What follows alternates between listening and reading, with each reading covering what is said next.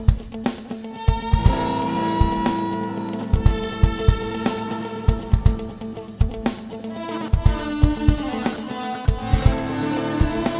¿qué tal están? Bienvenidos a este espacio de entrevista. Ya saben que en Guadalajara estamos en plena desescalada, como en el resto del país. En este caso, afrontamos nuestra última semana en fase 2 con vistas de pasar a esa fase 3. Y en esta misma semana, dentro del territorio español, tenemos hasta tres situaciones diferentes, hasta tres fases distintas en distintos territorios. En principio, las decisiones se están adoptando, ya saben, bajo criterios sanitarios que no están exentos de polémica. Y hoy lo que les vamos a proponer es analizar cómo estamos llevando el proceso de desescalada aquí en España y también otros modelos en otros territorios de todo el mundo. Y lo vamos a hacer de la mano de alguien que ve todo esto con perspectiva. Estamos ya en disposición de hablar con Arturo Bris, director del Centro de Competitividad Mundial del IMD, una de las escuelas internacionales de negocios más prestigiosas del mundo, y profesor de finanzas. Muchísimas gracias por atendernos. Un placer. ¿Qué tal?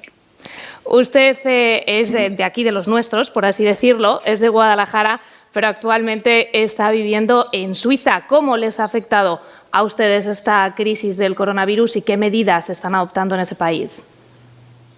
Sí, Suiza es un país un poco especial porque tenemos tres regiones dentro del país. Una región de habla alemana, otra de habla francesa y otra de habla italiana.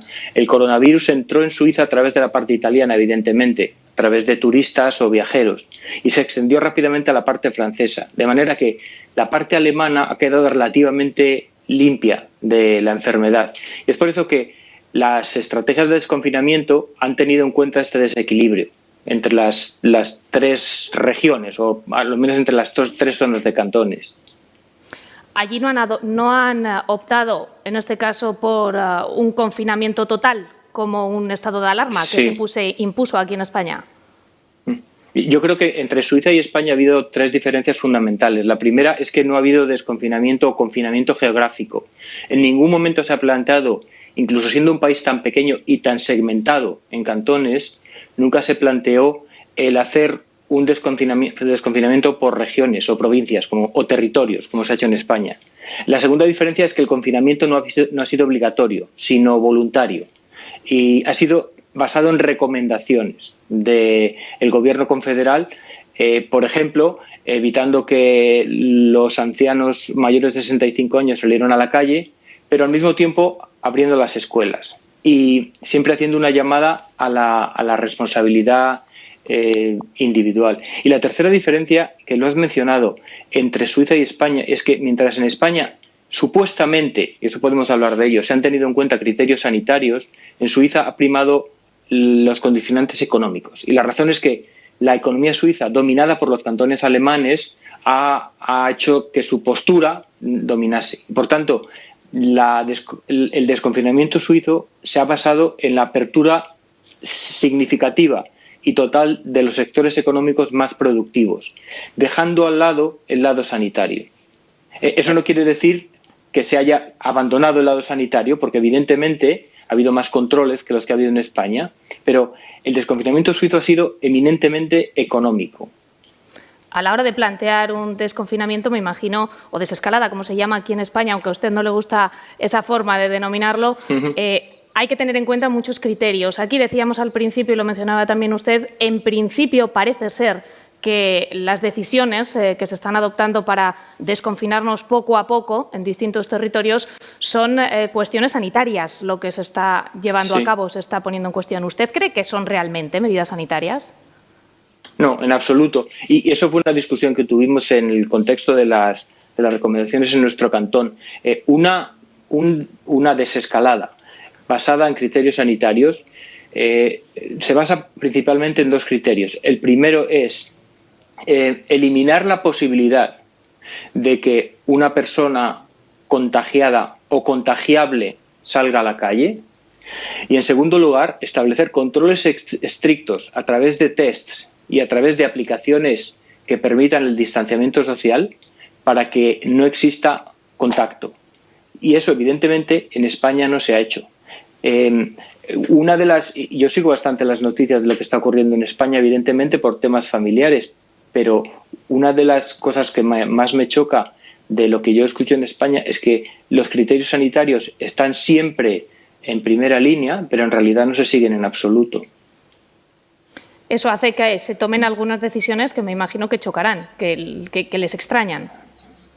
Evidentemente. Si yo fuera un epidemiólogo, que no lo soy, por tanto no puedo hablar de la epidemia, me haría 3 preguntas. La primera pregunta es, ¿puedo garantizar que las personas que están en la calle no pueden contagiarse? Segundo, ¿puedo garantizar que las personas que van a salir a la calle no van a contagiar a otros en el caso de que estén enfermos? Y en tercer lugar, y relacionado, ¿tengo tests que me permiten hacer una estimación y hacer un estudio detallado y sin error del el número de contagios y la posibilidad de contagios?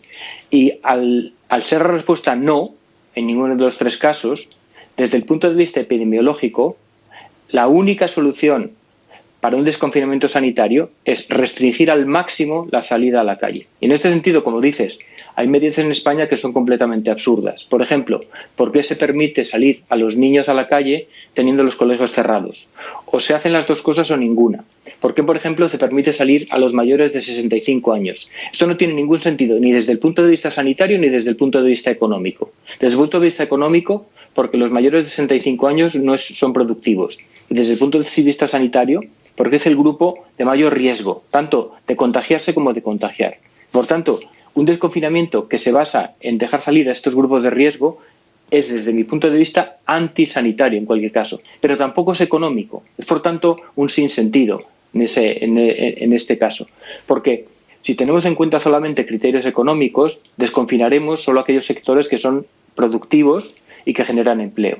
Si tenemos en cuenta el punto de vista sanitario, lo que tenemos que hacer es controlar al máximo que las poblaciones de riesgo no se contagien ni contagien a los demás. Entre medias podemos buscar un camino intermedio, pero yo creo que en España se ha primado uno de los extremos a costa del otro. Y el resultado que tenemos es que, si bien es cierto que ya se ven que hay bastantes pocos casos, yo creo que nos hemos entregado a la suerte para que no haya contagios y un rebrote. Y segundo, el daño económico está siendo y va a ser brutal, porque España es uno de los países que, como ha dicho el Banco Mundial y el Fondo Monetario Internacional, van a sufrir de los que más, tanto en 2020 como en 2021. Entiendo de sus palabras y de su análisis que si nos basáramos por esos datos meramente epidemiológicos tendríamos que quedarnos en casa hasta que hubiera vacuna o hasta que de alguna manera con esos test y esos estudios de seroprevalencia que se están haciendo se pudiera garantizar que es seguro, cuestión que está entre muchas personas. Es decir, yo no salgo hasta que no sea seguro que no me pueda contagiar, sea o no sea grupo de riesgo. ¿Eso hay país que lo pueda aguantar? ¿España lo puede aguantar? La primera pregunta, ¿hay países que lo pueden aguantar? Sí, hay países que lo pueden aguantar. Alemania, Singapur, Suiza. Estos son países que tienen una posición financiera muy sana, porque, por ejemplo, no tienen deuda sobre el Producto Interior Bruto, pueden tomar prestado muchísimo dinero y, por tanto, pueden financiar la economía hasta que se encuentre una vacuna. Suiza, por ejemplo, y eso no lo ha hecho, podría cerrar completamente sus puertas y endeudarse y financiar la economía durante un año entero. El ratio de deuda pública sobre Producto Interior Bruto en Suiza es 40%, frente a más del 100% en España o 130% en Estados Unidos. Lo mismo sucede en Alemania con un 70%. Eso quiere decir que hay países que se lo podrían permitir, pero que no lo han hecho, porque en estos países, precisamente porque son países económicamente solventes, han preferido primar la economía. España no se lo puede permitir. Es decir, para España el desconfinamiento es una obligación, porque nuestra situación financiera es bastante limitada, porque la capacidad de endeudamiento del sector público es bastante baja, porque los sectores de mayor empleabilidad y productividad son sectores que necesitan presencia física, como por ejemplo la construcción o la hostelería, y por tanto España tiene que desescalar. Ahora, como tiene que desescalarse por razones económicas, habría que haber seguido criterios económicos, no criterios en principio, los llamaré de política social porque no son ni siquiera sanitarios, que consisten, por ejemplo, en decidir cuántas personas permito en la terraza de un bar, o si se pueden utilizar las zonas comunes de los hoteles o no, o si, por ejemplo, los niños juegan de 10 a 2 o de 2 a 4. Yo creo que estos debates son completamente absurdos desde cualquier punto de vista y han centrado el debate sin al final hacernos la pregunta fundamental, que es ¿cómo desconfinamos de manera que nuestra economía sufra lo menos posible? Habría que hacer, por lo tanto, un desconfinamiento en base a sectores más o menos productivos. Claro, eso no se ha hecho tampoco en Suiza, porque en Suiza en realidad los sectores más productivos no son necesariamente sectores en los que se necesite presencia física. Por ejemplo, el sector financiero o el sector de servicios administrativos. Pero en España, una vez que tenemos en cuenta las diferencias sectoriales, primero en cuanto a productividad y empleabilidad, segundo en cuanto a la posibilidad de trabajo remoto y tercero en cuanto a la posibilidad de distanciamiento social una vez que se permite que esos sectores se abran, habría que haber determinado unas ciertas prioridades desde desde el día 1 del confinamiento. Es decir, ya a mediados de marzo debería haberse empezado desconfinando ciertos sectores. Porque en España hay que decir que las 2 primeras semanas del desconfinamiento siguieron sin ninguna duda un criterio puramente sanitario, que es decir, vamos a cerrar las puertas de nuestra economía absolutamente porque hay un gran riesgo de una pandemia o de que la pandemia se extienda. Sin embargo, a partir de la tercera semana, el desconfinamiento se llevó a cabo de manera muy irracional. Primero, porque empezó relativamente tarde para ciertos sectores y porque empezó demasiado pronto para otros sectores o para otros grupos de edad. En ese momento es cuando se empezaron a ver las consecuencias que podía tener en la economía. A partir de ese momento en el que dice usted que se empezó a precipitar todo, es cuando el sector empresarial empezaba a levantar la voz.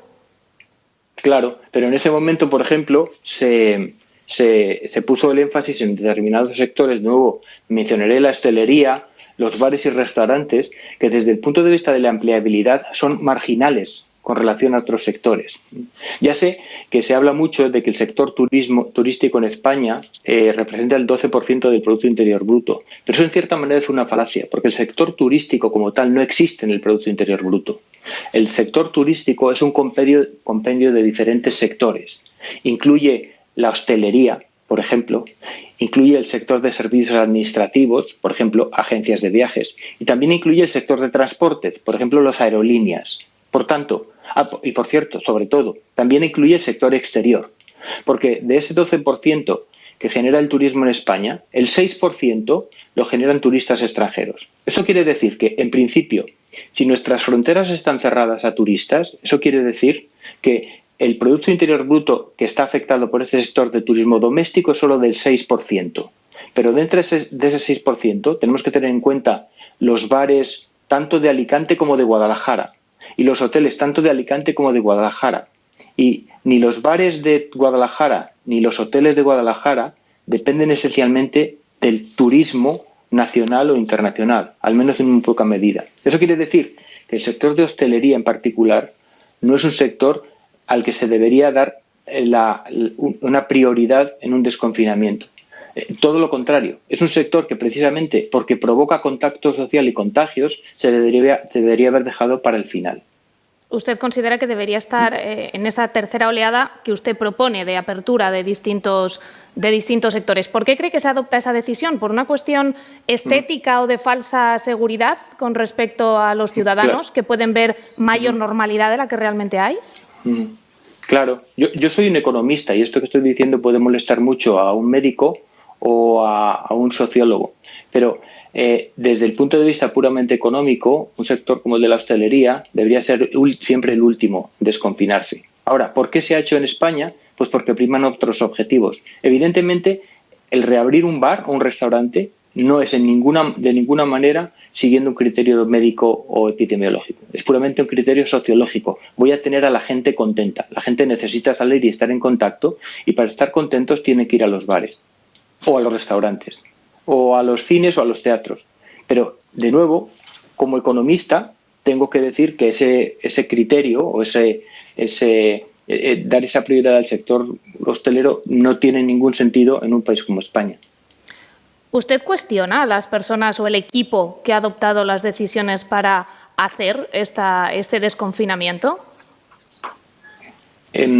La verdad es que desconozco quiénes son las personas que han tomado estas decisiones. Pero bueno, sí quiero nosotros decir una al cosa denominado comité de sabios tampoco lo tenemos muy claro cuál es, pero sí, no claro. sé quién considera usted que debería formar parte de esas decisiones. Bueno, yo si veo lo que está ocurriendo en otros países, por ejemplo, en Italia el gobierno ha encargado al antiguo consejero delegado de Vodafone que se haga cargo de la recuperación económica. El gobierno francés anunció esta pasada semana que dos de los economistas más prominentes, Jean Tirole y Olivier Blanchard, van a hacerse cargo del programa de recuperación del país, tanto social como económica.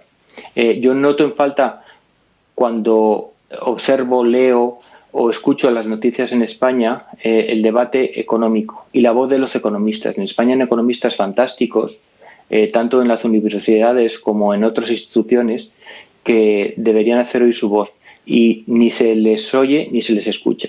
Y cualquier debate o cualquier decisión que se toma se defiende solo bajo criterios epidemiológicos y nunca bajo criterios económicos. Y yo creo que sería muy importante que intervinieran economistas de prestigio en esta toma de decisiones.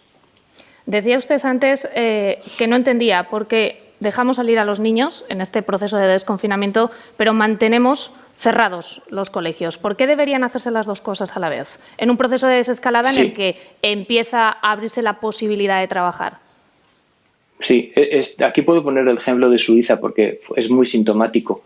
En Suiza el sector de educación, a diferencia de, por ejemplo, Estados Unidos, genera una parte muy pequeña del valor añadido del país. Por tanto, no es un sector económicamente desescalable. ¿Por qué se decidió reabrir los colegios en Suiza? Porque es un sector que llamamos complementario. Es decir, tenemos que permitir que las personas trabajen en ciertos sectores. Hay que dejar que los niños vayan al colegio porque la típica familia suiza es una familia en la que los dos padres trabajan. Y esto es un poco muy similar a lo que ocurre en España actualmente. Por tanto, ser un sector complementario quiere decir que, pese a que económicamente no tenga sentido, para soportar o para apoyar a otros sectores es importante abrir los colegios. Por tanto, en Suiza se han hecho las dos cosas. Se permite a los niños salir en los mismos términos que en España, sin ningún límite de edad, pero al mismo tiempo los colegios abrieron ya a primeros de mayo. Y los criterios académicos no han primado en absoluto, simplemente el permitir que las personas puedan trabajar. Es una manera de apoyar la conciliación. Efectivamente.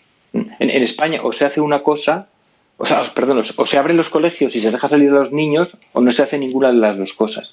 Desde el punto de vista económico se abren los colegios, se deja salir a los niños. Desde el punto de vista sanitario, ni se abren los colegios ni se deja salir a los niños. Entre medias, es una situación un poco absurda. Me gustaría también que compartiera con nosotros una reflexión que le he escuchado hacer en alguna de las conferencias que se pueden buscar de usted en las redes sociales. Usted ha tenido la posibilidad de vivir en distintos países y conocerlos bien.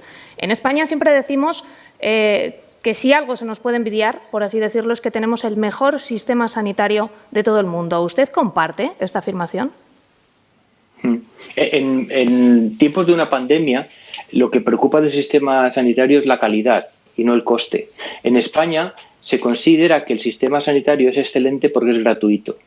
Y todo lo que es gratuito y funciona es bueno. Pero relativamente hablando, hay países que tienen servicios sanitarios muchísimo mejores que los españoles, incluso aunque sean de pago o caros. Yo he mencionado muchas veces el ejemplo de Estados Unidos. Yo he vivido en 4 países, en Francia, en Estados Unidos, por supuesto en España y ahora en Suiza, y de los 4 países, sin ninguna duda, el peor sistema sanitario que he visto por mi propia experiencia es el español. Yo tengo 2 hijos, mi hija nació en Estados Unidos, mi hijo nació en España, pero el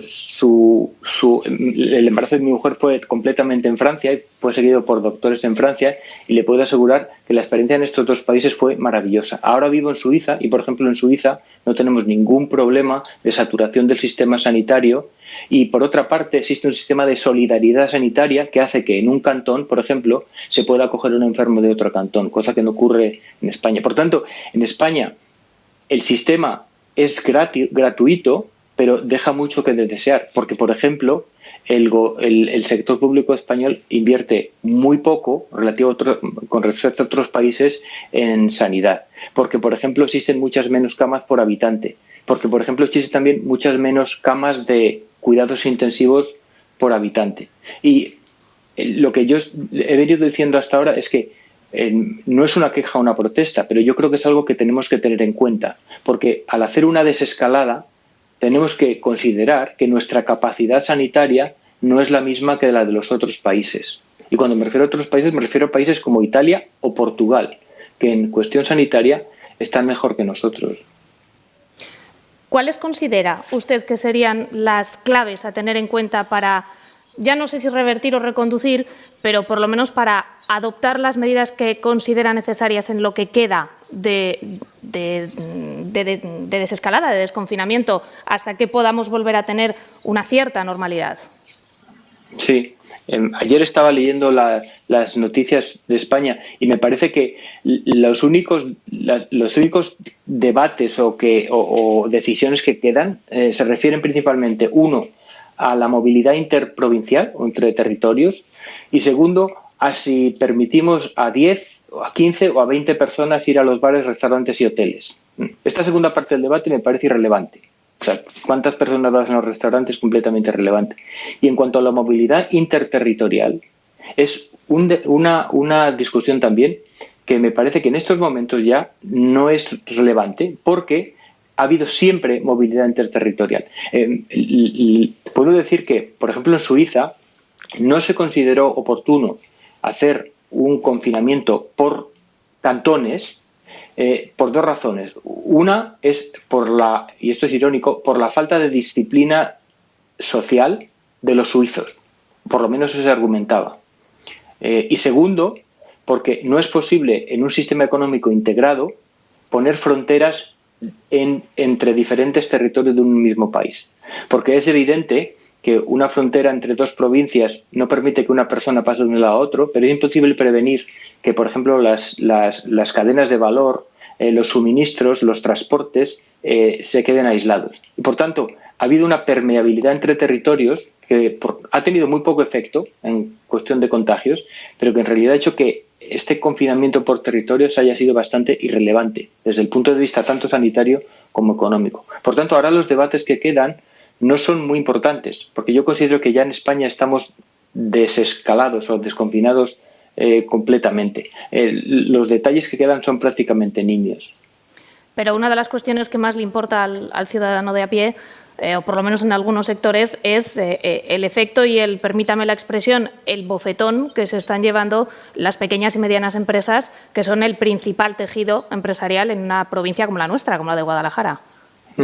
Claro, y ahí es donde, por eso vuelvo a lo que decía antes, en este caso tienen que primar los criterios y las soluciones económicas en esta etapa de desconfinamiento, y de eso oímos bastante poco. Es decir, tenemos que realmente ayudar a que la economía resurja en el tercer trimestre de 2020, para que vuelva a la normalidad al final de 2020 y podamos tener una situación ya más normal en 2021. Eso requiere medidas económicas agresivas, también necesita mucha disciplina económica del país y sobre todo un gran liderazgo para primar los sectores que son más importantes y también para primar a las personas que van a sufrir más.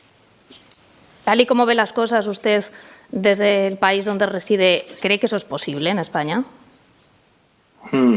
Claro que es posible. Hay medidas que tienen bastante sentido. Yo creo que, por ejemplo, la renta mínima es una decisión buena para nuestra economía, necesaria. Yo llevo proclamando la necesidad de rentas universales desde hace por lo menos 4 o 5 años como solución, no tanto a la pandemia, sino como solución al desempleo creado por la tecnología desde hace bastantes años. Pero en España yo creo que se está intentando hacer todo y por tanto no se hace nada. Es decir, hay que también confrontar el coste de una recuperación económica. Es decir, no se puede subsidiar a las pequeñas y medianas empresas, hacer una renta mínima universal, subir el sueldo de los funcionarios, subir las pensiones y al mismo tiempo dar préstamos garantizados a las empresas. Es imposible porque no existe el dinero. Hay que hacer un plan muy estricto de financiamiento que, en primer lugar, convenza a las instituciones europeas de que somos solventes y, en segundo lugar, que haga que alguien, o que al menos que el coste de esta recuperación sea compartido por aquellos que pueden pagarlo. Y no me estoy refiriendo a este debate entre ricos y pobres. Mi opinión personal en el caso de España es que la gran dicotomía en la economía española no es tanto entre ricos y pobres, sino entre sector público y sector privado. En primer lugar, el sector público español es gigante, es más grande que en ningún otro país. El sector público toca todos los sectores de actividad económica, no solo los funcionarios y los cargos políticos, sino también ciertos sectores, como por ejemplo la educación, el sector sanitario, las farmacias, que son un servicio público y un sector cuasi público, y así sucesivamente, en el que el sector público ha tomado sus tentáculos y ha absorbido una gran parte de la economía española. En el sector público los salarios son más elevados que en el sector privado. El salario medio español es más elevado que el salario medio español en el sector público es mayor que el salario medio en el sector privado. La pensión mediana española es mayor que el salario mediano en el sector privado. Y por tanto, esa dicotomía hay que considerarla cuando se habla de responsabilidades económicas en la pandemia. Y mi propuesta, ciertamente en España, es que el coste de la recuperación tiene que ser compartido principalmente por el sector público y sus empleados. Y eso es algo que Europa, sin ninguna duda, nos va a reclamar, igual que nos lo reclamó en 2009. Entiendo que considera que se están adoptando más bien decisiones políticas que tratan de no quedar mal con ninguno de los sectores afectados. Claro, pero no se puede. No se puede. Por eso hay que tener un cierto liderazgo político y económico para decirle a la gente que esta crisis es la crisis más dramática que hemos sufrido en nuestra historia, al menos de mis 50 años de vida, y que por tanto alguien tiene que pagar este coste, y el coste, el dinero no surge de un agujero en el suelo, y este coste va a ser tan grande que todos tenemos que compartir el coste. Pero en este momento lo que se ve es que el coste lo está pagando principalmente el sector privado y fundamentalmente las pequeñas y medianas empresas. Y socialmente no es justo, no es tolerable. ¿La Unión Europea sufrirá también el golpe del coronavirus? Yo no creo que esta crisis sea la más grave que ha sufrido la Unión Europea. La Unión Europea, como entidad política y económica, ha sido bastante resiliente en los últimos 20 años a muchísimas crisis. La crisis de deuda soberana o la crisis de 2009 han sido, en mi opinión, muchísimo más dramáticas. Brexit ha hecho muchísimo más daño a la Unión Europea que el coronavirus. Y yo confío en que la Unión Europea va a salir adelante, sin duda mucho más fuerte de lo que era. Por último, señor Briz, ¿usted cree que aprenderemos de esta crisis sin precedentes que nos hemos encontrado todos? ¿Sacaremos lecciones válidas? Sin duda, sí, que ya estamos aprendiendo muchísimas cosas que no sabíamos antes. En principio, usar la tecnología, socializar de manera diferente, apreciar las cosas pequeñas que son más valiosas, de echar de menos a la familia porque no se puede ver. Y también, desde el punto de vista económico, hemos aprendido que somos muy débiles, es decir, que somos muy frágiles y que nuestra exposición a las incertidumbres del futuro es tan grande que tenemos que prevenir mucho mejor el futuro. Mi generación en particular ha vivido unos tiempos maravillosos. Yo salí de Guadalajara en 1994 y en ese momento, hasta entonces, nuestra vida ha sido maravillosa. Mi primera crisis, por decirlo de una manera gráfica, yo la viví en 2008, cuando ya tenía más de 30 años. Y eso nos hace un poco débiles a nuestra generación. Y por eso también hay que pensar en los más jóvenes, porque para los más jóvenes, como mis hijos o los millennials que nacieron hace 20 o 25 años, ya llevan dos crisis muy grandes y eso va a cambiar sus vidas. Y yo creo que tenemos que defenderlos y tenemos también que aprender mucho de ellos, porque nosotros, y de nuevo hablo por mí, hemos vivido una situación maravillosa en nuestra historia económica. Pues estaremos muy pendientes para ver qué es lo que sucede. Arturo Bris, director del Centro de Competitividad Mundial del IMD y profesor de finanzas, un auténtico placer. Muchísimas gracias por habernos dedicado unos minutos. Gracias a vosotros, un saludo. Un saludo desde aquí, desde su tierra, un saludo desde Guadalajara. Nosotros vamos a seguir muy pendientes de cómo sigue avanzando, de cómo evoluciona esta crisis del coronavirus que nos ha afectado, como saben, de lleno también aquí en Guadalajara.